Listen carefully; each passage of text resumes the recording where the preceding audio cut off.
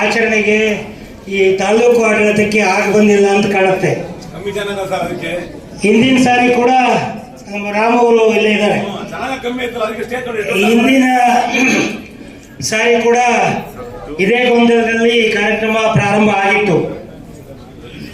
ಎಲ್ಲ ಒಂದು ಕಡೆ ತಾಲೂಕು ದಂಡಾಧಿಕಾರಿಗಳು ಅಂದ್ರೆ ಆ ಸ್ಥಾನಕ್ಕೆ ಗೌರವ ಇದೆ, ಈಗಲೂ ಕೂಡ ಗೌರವ ಇದೆ. ಆದರೆ ಅಲ್ಲಿ ಕೂರುವಂಥ ವ್ಯಕ್ತಿ ಯಾವ ರೀತಿ ಅದನ್ನು ನಡೆಸ್ಕೊಂಡು ಹೋಗ್ತಾರೆ ಅನ್ನೋದ್ರ ಮೇಲೆ ಆ ವ್ಯಕ್ತಿಯ ಗೌರವ, ಸ್ಥಾನದ ಗೌರವ ಎರಡೂ ಕೂಡ ಜಾಸ್ತಿ ಆಗುತ್ತೆ. ಯಾಕೆ ಅಂದರೆ ಮಕ್ಕಳಿದ್ದಾರೆ, ಆಕ್ಚುಲಿ ಈ ಮಾತುಗಳನ್ನ ಹೇಳಬಾರ್ದು, ಆದರೂ ಮಕ್ಕಳೆದುರುಗಡೆ ಈ ಘಟನೆ ನಡೆದೋಗಿರೋದ್ರಿಂದ ನಾಡಪ್ರಭು ಕೆಂಪೇಗೌಡರಿಗೆ ಒಂದು ಸರಿಯಾದ ಗೌರವವನ್ನು ಕೊಡೋ ನಿಟ್ಟಿನಲ್ಲಿ ಕಾರ್ಯಕ್ರಮ ಆಯೋಜನೆ ಆಗಬೇಕಾಗತ್ತೆ.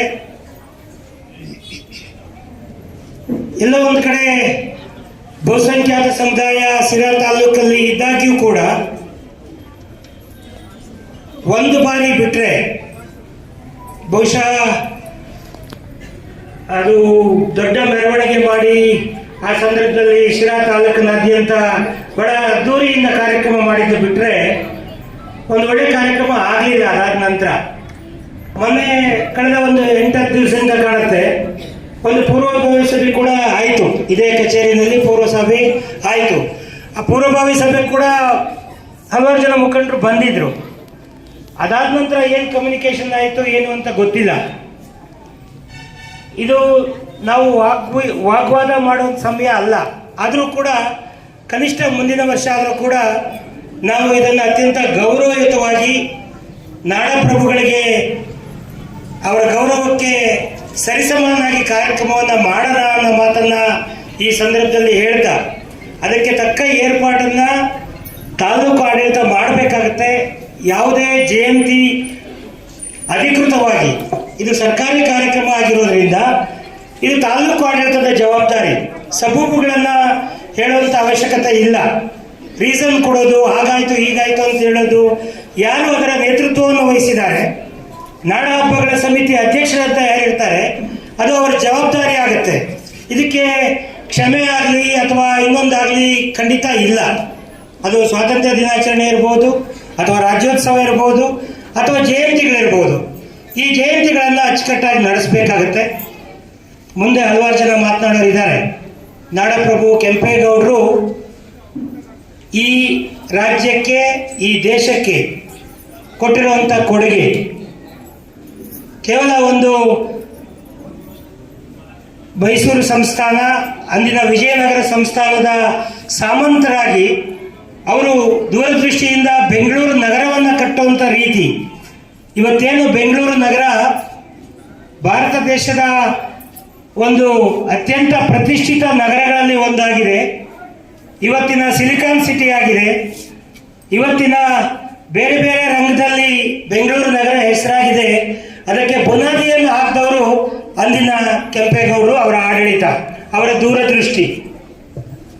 ಅವರು ಬೆಂಗಳೂರಿನಲ್ಲಿ ಒಂದು ಹೊಸ ನಗರವನ್ನು ಕಟ್ಟಬೇಕು ಅಂತ ಆಲೋಚನೆ ಮಾಡಿದಾಗ ಕುವೆಂಪು ಅವರ ಆಶಯದಂತೆ ಬೆಂಗಳೂರನ್ನ ಸರ್ವ ಜನಾಂಗದ ಶಾಂತಿಯ ತೋಟ ಮಾಡಬೇಕು ಅಂತ ಹೇಳಿ ಅವರು ಕಟ್ಟಿದಂಥ ನಗರಕ್ಕೆ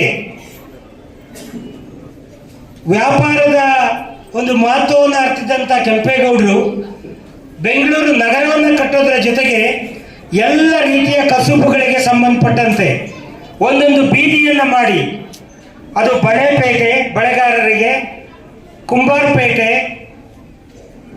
ಕುಂಚಿಟಿಗರ ಬೀದಿ, ಒಕ್ಕಲಿಗರ ಬೀದಿ, ಹಾಗೆ ಎಲ್ಲ ಸಮುದಾಯಗಳಿಗೆ ಸಂಬಂಧಪಟ್ಟಂತೆ, ಅವರ ಮೂಲ ಕಸುಬುಗಳಿಗೆ ಸಂಬಂಧಪಟ್ಟಂತೆ, ಅವರ ವ್ಯಾಪಾರ ಇನ್ನೊಂದು ಮತ್ತೊಂದಕ್ಕೆ ಬೇಕಾದಂಥ ಒಂದೊಂದು ಬೀದಿಯನ್ನೇ ನಿರ್ಮಾಣ ಮಾಡಿ ನಮಗೆ ಒಂದು ಸಂಪೂರ್ಣವಾದ ಭದ್ರವಾದಂಥ ಒಂದು ಮಾದರಿಯನ್ನು ಕಟ್ಕೊಟ್ಟು ಹೋಗಿದ್ದಾರೆ. ಆ ಒಂದು ತಳಹದಿಯ ಮೇಲೆ ಕೆಂಗಲ್ ಹನುಮಂತಯ್ಯನವರು ಇರ್ಬೋದು, ತದನಂತರ ರಾಜ್ಯವನ್ನು ಆಳಿದಂಥ ಎಲ್ಲ ಮುಖ್ಯಮಂತ್ರಿಗಳು, ಎಸ್.ಎಂ. ಕೃಷ್ಣ ಅವರ ಆದಿಯಾಗಿ ಅವರ ಕಾಲದಲ್ಲಿ ಬೆಂಗಳೂರು ಅತ್ಯಂತ ಉನ್ನತ ಸ್ಥಾನಕ್ಕೆ ಹೋಗಿದ್ದನ್ನು ಕೂಡ ನಮ್ಮೆಲ್ಲರಿಗೂ ಕೂಡ ಚೆನ್ನಾಗಿ ಜ್ಞಾಪಕ ಇದೆ, ನೆನಪಿದೆ. ಸಿಲಿಕಾನ್ ಸಿಟಿ ಆಗಿದ್ದು ದಿವಂಗತ ಎಸ್.ಎಂ. ಕೃಷ್ಣಾಜಿ ಅವರು ಮುಖ್ಯಮಂತ್ರಿಯಾಗಿದ್ದಾಗ, ದೇವೇಗೌಡರು ಪ್ರಧಾನಿಯಾಗಿ, ಸನ್ಮಾನ್ಯ ದೇವೇಗೌಡರು ಏನೆಲ್ಲ ಕೊಡುಗೆಯನ್ನು ಕೊಟ್ಟು ಮುಖ್ಯಮಂತ್ರಿಗಳಾಗಿ, ಸನ್ಮಾನ್ಯ ಎಚ್ ಡಿ ಕುಮಾರಸ್ವಾಮಿ ಅವರು ನಗರದ ಅಭಿವೃದ್ಧಿಗೆ ಕೆಂಪೇಗೌಡರ ಒಂದು ಮಾರ್ಗದರ್ಶನ, ಅವರ ಒಂದು ಇದರಲ್ಲಿ ಏನೆಲ್ಲ ಒಂದು ಬೆಂಗಳೂರು ಅಭಿವೃದ್ಧಿಗೆ ಶ್ರಮಿಸಿದ್ರು. ಈಗಿನ ಮುಖ್ಯಮಂತ್ರಿಗಳು ಪ್ರತಿಯೊಬ್ಬರು ಕೂಡ ಅದಕ್ಕೆಲ್ಲ ಆದರ್ಶ ಆಗಿದ್ದವರು ಅಂತ ಹೇಳಿದ್ರೆ ಕೆಂಪೇಗೌಡರು. ಹಾಗಾಗಿ ಅವರನ್ನ ಸ್ಮರಣೆ ಮಾಡ್ತಾ ಈ ಸಂದರ್ಭದಲ್ಲಿ ವಿಶೇಷವಾಗಿ ನಮ್ಮ ತಾಲೂಕು ಆಡಳಿತ ಇಲ್ಲಿರೋದ್ರಿಂದ ಕೆಂಪೇಗೌಡರು ಭ್ರಷ್ಟಾಚಾರ ರಹಿತ ಆಡಳಿತ, ಕೆಂಪೇಗೌಡರು ದೂರದೃಷ್ಟಿಯನ್ನು ಇಟ್ಕೊಂಡು ಜನರಿಗೆ, ಜನ ಸಮುದಾಯಕ್ಕೆ ಹತ್ರ ಹೋಗುವಂಥ ಆಡಳಿತ ಕೊಡಬೇಕು ಅನ್ನೋ ವಿಚಾರವನ್ನು ಮನಸ್ಸಲ್ಲಿ ಇಟ್ಕೊಂಡಿದ್ರು. ಇವತ್ತೇನಾದರೂ ಈ ಜಯಂತಿ ಅರ್ಥಪೂರ್ಣ ಆಗಬೇಕು ಅಂತ ಹೇಳಿದ್ರೆ ನಮ್ಮ ಅಧಿಕಾರಿ ವರ್ಗ, ನಾವು ನೀವೆಲ್ಲ ರಾಜಕಾರಣಿಗಳನ್ನು ಸೇರಿ ಅವರ ಆದರ್ಶಗಳನ್ನು ಎಲ್ಲೋ ಒಂದು ಕಡೆ ನಾವು ಈ ಸಂದರ್ಭದಲ್ಲಿ ಯೋಚನೆ ಮಾಡಿ ಅದನ್ನು ಮೈಗೂಡಿಸ್ಕೊಂಡಾಗ ಮಾತ್ರ ಈ ಕೆಂಪೇಗೌಡರ ದಿನಾಚರಣೆಗೆ ಒಂದು ಅರ್ಥ ಬರುತ್ತೆ. ಇಲ್ಲ ಅಂದರೆ ಇದು ಒಂದು ಕೇವಲ ಒಂದು ಸರ್ಕಾರಿ ಕಾರ್ಯಕ್ರಮ ಅಂತೇಳಿ ಮಾಡೋದಾಗುತ್ತೆ. ನಾವು ಒಂದು ವಿಶಿಷ್ಟವಾದ ಸನ್ನಿವೇಶದಲ್ಲಿದ್ದೀವಿ. ಎಲ್ಲ ಒಂದು ಕಡೆ ಈಗ ಒಂದು 25-30 ವರ್ಷದ ಹಿಂದೆ ಶಿಕ್ಷಣ ಮಟ್ಟ ಎಲ್ಲರಿಗೂ ಇರಲಿಲ್ಲ, ಎಲ್ಲರೂ ವಿದ್ಯಾವಂತರಾಗಿರಲಿಲ್ಲ. ಆಗ ಒಂದು ಭ್ರಮೆ ಇತ್ತು ನಮಗೆ, ಸಾಕ್ಷರತೆ ಅಥವಾ ಹೆಚ್ಚು ಜನ ವಿದ್ಯಾವಂತರಾದರೆ ಸಮಾಜದಲ್ಲಿರ್ತಕ್ಕಂಥ ಮೌಢ್ಯಗಳಿಗೆ, ಸಮಾಜದಲ್ಲಿರ್ತಕ್ಕಂಥ ಬೇರೆ ಬೇರೆ ಪದ್ಧತಿಗಳಿಗೆ ಒಂದು ಒಳ್ಳೆ ರೀತಿಯ ದಿಲಾಂಜಿಯನ್ನು ಹೇಳಿ ಭ್ರಷ್ಟಾಚಾರ ರಹಿತವಾದ ಆಡಳಿತ ಸಿಗಬಹುದು. ಸಾಕ್ಷರತೆ ಅಥವಾ ಹೆಚ್ಚು ಜನ ವಿದ್ಯಾವಂತರಾದರೆ ಸಮಾಜದಲ್ಲಿರ್ತಕ್ಕಂಥ ಮೌಢ್ಯಗಳಿಗೆ, ಸಮಾಜದಲ್ಲಿರ್ತಕ್ಕಂಥ ಬೇರೆ ಬೇರೆ ಪದ್ಧತಿಗಳಿಗೆ ಒಂದು ಒಳ್ಳೆ ರೀತಿಯ ದಿಲಾಂಜಿಯನ್ನು ಹೇಳಿ ಭ್ರಷ್ಟಾಚಾರ ರಹಿತವಾದ ಆಡಳಿತ ಸಿಗಬಹುದು ಹೆಚ್ಚು ಜನ ವಿದ್ಯಾವಂತರಾದರೆ ಅಂತ. ಇವತ್ತು ದುರದೃಷ್ಟವಶಾತ್ ನಮ್ಮ ಹಿರಿಯರು ಆಲೋಚನೆ ಮಾಡ್ತಾರೆ, ಎಲ್ಲಿಗೆ ಬಂದು ನಿಂತಿದ್ದೇವೆ. ಇವತ್ತೆಲ್ಲ ಒಂದು ಕಡೆ ವಿದ್ಯಾವಂತ ಅಪರಾಧಿಗಳೇ ಜಾಸ್ತಿ ಆಗುವಂಥ ಸಂದರ್ಭ ಬಂದಿದೆ. ಯಾರು ನಮ್ಮದೇ ಹಳ್ಳಿಗಳಲ್ಲಿ ಹುಟ್ಟಿ ಬೆಳೆದಂಥವರು ಅಧಿಕಾರಿಗಳಾಗಿದ್ದಾರೆ, ರಾಜಕಾರಣಿಗಳಾಗಿದ್ದೀವಿ. ನಾವೆಲ್ಲ ನಮ್ಮ ಹತ್ರದಲ್ಲಿರ್ತಕ್ಕಂಥ ಜನಸಾಮಾನ್ಯರ ಮಧ್ಯೆನೇ ಕೂಡ ಬೆಳ್ಕೊಂಡು ಬಂದಿದ್ದೀವಿ. ಒಂದ್ಸಾರಿ ಪ್ರಶ್ನೆ ಮಾಡ್ಕೊಂಡ್ಲಿ, ಇಲ್ಲಿರ್ತಕ್ಕಂಥ ಎಲ್ಲ ಅಧಿಕಾರಿಗಳು ಹಳ್ಳಿಯಿಂದ ಬರೆದಿರ್ತಕ್ಕಂಥ ಅಧಿಕಾರಿಗಳಾಗಿ ಬೇರೆ ಬೇರೆ ಸೇವೆಗಳನ್ನು ಸಲ್ಲಿಸ್ತಕ್ಕಂಥ ವ್ಯಕ್ತಿಗಳು ಅದೇ ಹಳ್ಳಿಯಿಂದ ಬರ್ತಕ್ಕಂಥ ಒಬ್ಬ ಮಾಸಲ್ ಬಟ್ಟೆ ಹಾಕೊಂಡಿರೋ ಹರಿದು ಪಂಚೆ ನಿಕ್ಕರಲ್ಲಿ ಬರ್ತಕ್ಕಂಥ ವ್ಯಕ್ತಿಗೆ ಯಾವ ರೀತಿ ಸ್ಪಂದಿಸ್ತಾ ಇದ್ದೀವಿ ಈ ತಾಲೂಕು ಸೌಧದಲ್ಲಿ ಅನ್ನೋದನ್ನ ಅವರೇ ಪ್ರಶ್ನೆ ಮಾಡಿಕೊಂಡ್ರೆ ಗೊತ್ತಾಗುತ್ತೆ. ಇವತ್ತು ಬಹಳ ವ್ಯಥೆಯಿಂದ ನಮಗೆ ಜಯಚಂದ್ರ ಸಾಹೇಬ್ರ ಬಗ್ಗೆ ದೊಡ್ಡ ಗೌರವ ಇದೆ. ಹಿರಿಯ ರಾಜಕಾರಣಿ, ಪಕ್ಷ ಯಾವುದಾದ್ರೂ ಆಗಲಿ ತಾಲೂಕಿಗೆ ದೊಡ್ಡ ಕೊಡುಗೆಯನ್ನು ಕೊಟ್ಟಿದ್ದಾರೆ, ಅದರಲ್ಲಿ ಎರಡು ಮಾತಿಲ್ಲ.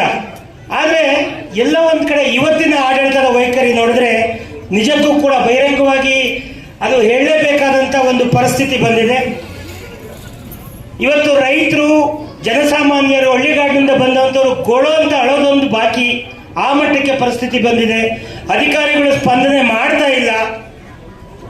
ದಯಮಾಡಿ ನಮ್ಮ ಶಾಸಕರು, ಜನ ವಿಶೇಷ ಪ್ರತಿನಿಧಿಗಳು, ಅನುಭವಿಗಳಿದ್ದಾರೆ. ಇದನ್ನ ಎಲ್ಲ ಒಂದು ಕಡೆ ಇದು ವಿಕೋಪಕ್ಕೆ ಹೋಗೋದಕ್ಕಿಂತ ಮುಂಚೆ ಒಂದು ಸ್ವಲ್ಪ ಈ ತಾಲೂಕು ಆಡಳಿತಕ್ಕೆ, ಅಧಿಕಾರಿ ವರ್ಗಕ್ಕೆ, ನಗರಸಭೆ, ನಗರ ಆಡಳಿತಕ್ಕೆ ಸ್ವಲ್ಪ ಬಿಸಿ ಮುಟ್ಟಿಸಿ ಸರಿದಾರಿಗೆ ತಂದರೆ ಅವರ ಹೆಸರಿಗೆ ಇನ್ನೂ ಒಂದು ಒಳ್ಳೆ ಕೀರ್ತಿ ಬರುತ್ತೆ. ಜೊತೆಗೆ ನಮಗೆಲ್ಲ ಕೂಡ ರಾಜಕಾರಣಿ ಅಂತ ಹೇಳ್ಕೊಳ್ಳೋದ್ರಲ್ಲಿ ಒಂದು ಅರ್ಥ ಬರುತ್ತೆ. ನಾನು ಇತ್ತೀಚೆಗೆ ಯೋಚನೆ ಮಾಡ್ತಾ ಇದ್ದೆ, ಹಿಂದೆ ಒಂದು ಕಾಲ ಇತ್ತು, ಯಾರಾದರೂ ಹಳ್ಳಿನಲ್ಲಿ ಸರ್ಕಾರಿ ನೌಕರಿ ಕೊಡ್ತೀವಿ ಅಂತ ಬಂದಿದ್ರೆ ಆ ಮನೆ ಯಜಮಾನರು ಆ ಮಗನ್ನ ಬಚ್ಚಿಡ್ತಿದ್ರಂತೆ, ಸರ್ಕಾರಿ ನೌಕರಿ ಬೇಡ ಅಂತ. ಹಾಗಾಗಿ ಆ ರೀತಿ ಯೋಚನೆ ಮಾಡೋ ಕಾಲ ಮತ್ತೆ ಬಂದಿದೆ. ಈಗ ಸ್ವಲ್ಪ ಹೆಚ್ಚು ಕಮ್ಮಿ ನಮ್ಮ ರಾಜ್ಯದಲ್ಲಿ ಹುದ್ದೆಗಳಂತ ಲೆಕ್ಕ ಹಾಕಿದ್ರೆ ಒಂದು 15 ಲಕ್ಷ ಹುದ್ದೆಗಳಿದೆ, 15 ಲಕ್ಷ ನೌಕರಿಗಳಿದೆ ಒಂದು ಮಾಹಿತಿ ಪ್ರಕಾರ. ಅದರಲ್ಲಿ ಸರ್ಕಾರಿ ನೌಕರಿ ಕೇವಲ 2 ಲಕ್ಷ, ಇನ್ನು ಮಿಕ್ಕಂತ 13-14 ಲಕ್ಷ ನೌಕರಿ ಖಾಸಗಿ ವಲಯದಲ್ಲಿದೆ. ಅದು ಇಂಡಸ್ಟ್ರಿಗಳಿರ್ಬೋದು, ಬೇರೆ ಬೇರೆ ಸೆಕ್ಟರಲ್ಲಿ. ಹಾಗಾಗಿ ಎಲ್ಲ ಒಂದು ಕಡೆ ನಾವು ಮುಂದಿನ ಮಕ್ಕಳಿಗೆ ಹೇಳಬೇಕು, ಜನಾಂಗದ ಮಕ್ಕಳಿಗೆ ಅಥವಾ ಎಲ್ಲ ಮಕ್ಕಳಿಗೆ, ನಾಗರಿಕರಿಗೆ ಹೇಳಬೇಕು, ಅಧಿಕಾರಿಗಳಿಗೆ ಹೇಳಬೇಕು, ನನಗೆ ದುಡ್ಡು ಮಾಡಬೇಕು ಅಂತ ಮನಸ್ಸಿದ್ರೆ, ಜಾಸ್ತಿ ದುಡ್ಡು ಸಂಪಾದನೆ ಮಾಡಬೇಕು ಅಂತ ಇದ್ರೆ ಒಂದು ಕೈಗಾರಿಕೆನೋ ಅಥವಾ ಒಂದು ವ್ಯಾಪಾರನೋ ಒಂದು ಉದ್ಯಮನೋ ಮಾಡಬಹುದು. ದಯವಿಟ್ಟು ಆ ರೀತಿ ಮನಸ್ಥಿತಿ ಇರೋರು ಸರ್ಕಾರಿ ಅಧಿಕಾರಿಗಳು ಆಗೋದು ಬೇಡ. ಒಂದ್ ವೇಳೆ ಸರ್ಕಾರಿ ಅಧಿಕಾರಿಗಳಾದ್ರೆ ದಯವಿಟ್ಟು ಆ ಲಂಚಾವತಾರ ಏನಿದೆ, ಆ ಭ್ರಷ್ಟಾಚಾರ ಇದ್ದ ಒಂದ್ಸರಿ ಪ್ರಶ್ನೆ ಮಾಡ್ಕೊಳ್ಳಿ. ನಮ್ಮ ಮಕ್ಕಳಿಗೆ ಒಳ್ಳೇದಾಗತ್ತಾ? ನಮ್ಮ ಮಕ್ಕಳಿಗೆ ಇದರಿಂದ ಒಳ್ಳೇದಾಗತ್ತಾ? ದೇವರು ಕ್ಷಮಿಸ್ತಾನ ಒಂದ್ ವೇಳೆ ಆ ರೀತಿಯಾದ ಜನಗಳ ಶೋಷಣೆ ಆದ್ರೆ ಅನ್ನೋದನ್ನ ಆಲೋಚನೆ ಮಾಡ್ಕೋಬೇಕಾಗತ್ತೆ. ಹಾಗೆ ರಾಜಕಾರಣಿಗಳು ಕೂಡ doctor B R Ambedkar ji ಅವರು ಸಂವಿಧಾನ ಶಿಲ್ಪಿಗಳು ಒಂದ್ ಮಾತು ಹೇಳಿದ್ರು, ಯಾರಪ್ಪ ರಾಜಕೀಯಕ್ಕೆ ಬರಬೇಕು ಅಂತ ಹೇಳಿದ್ರೆ ನಾನು ರಾಜಕೀಯವನ್ನೇ ಒಂದು ಉದ್ಯೋಗ ಕಸಬು ಮಾಡ್ಕೊಂಡವ್ರು ಬರಬಾರ್ದು. ರಾಜಕೀಯಕ್ಕೆ ಬರಬೇಕು ಅನ್ನೋರು ಜೀವನದಲ್ಲಿ ಸೆಟ್ಲ್ ಆಗಿ ರಾಜಕೀಯಕ್ಕೆ ಬರಬೇಕು ಬಿಟ್ರೆ, ನಾನೇನೋ ಒಂದಷ್ಟು ಜನಗಳಿಗೆ ಸೇವೆ ಮಾಡಬೇಕು ನನ್ನ ವೈಯಕ್ತಿಕ ಹಿತಾಸಕ್ತಿಯಿಂದ ಅಂತ ಬಿಟ್ರೆ, ನಾನು ರಾಜಕೀಯನ ನನ್ನ ಒಂದು ಜೀವನ ಅಂತ ಅವಲಂಬಿಸ್ತೀನಿ, ಕಸಬು ಅಂತ ಅವಲಂಬಿಸ್ತೀನಿ ಅನ್ನೋರು ರಾಜಕೀಯಕ್ಕೆ ಬರಬಾರ್ದು. ಹಾಗಾಗಿ ರಾಜಕೀಯ ಮತ್ತು ಸಾರ್ವಜನಿಕ ಕ್ಷೇತ್ರ ಏನಿದೆ, ಇವೆರಡೂ ಕ್ಷೇತ್ರಕ್ಕೆ ಎಲ್ಲೋ ಒಂದ್ ಕಡೆ ಸೇವಾ ಮನೋಭಾವ ಇರ್ತಕ್ಕಂಥ ಜನ ಬಂದಾಗ ಅದಕ್ಕೊಂದು ಅರ್ಥ ಬರುತ್ತೆ, ನಿಜವಾದ ಸೇವೆ ಸಿಗುತ್ತೆ. ಕೆಂಪೇಗೌಡರ ಒಂದು ಅವತ್ತಿನ ಆದರ್ಶ ಏನಿತ್ತು ಅದಕ್ಕೆ ಗೌರವ ಕೊಟ್ಟಂಗಾಗುತ್ತೆ ಅನ್ನೋ ಕೆಲವು ಮಾತುಗಳನ್ನ ಹೇಳ್ತಾ, ಈ ಸಂದರ್ಭದಲ್ಲಿ ಹಲವಾರು ಜನ ಶಾಲಾ ಮಕ್ಕಳು ಕೂಡ ಇಲ್ಲಿ ಬಂದಿದ್ದಾರೆ. ಹಲವಾರು ಸಾಂಸ್ಕೃತಿಕ ಕಾರ್ಯಕ್ರಮ ಕೊಡೋದಕ್ಕೆ ಕೂಡ ಇಲ್ಲಿ ಸಜ್ಜಾಗಿ ಬಂದಿದ್ದಾರೆ. ಅವ್ರಿಗೂ ಕೂಡ ಶುಭಾಶಯಗಳನ್ನು ತಿಳಿಸಿ ಮತ್ತೊಮ್ಮೆ ಎಲ್ರಿಗೂ ಶುಭಾಶಯ ತಿಳಿಸಿ ನನ್ನ ಮಾತು ಮುಗಿಸ್ತೇನೆ. ಜೈ ಹಿಂದ್, ಜೈ ಕರ್ನಾಟಕ ಭಾರತ.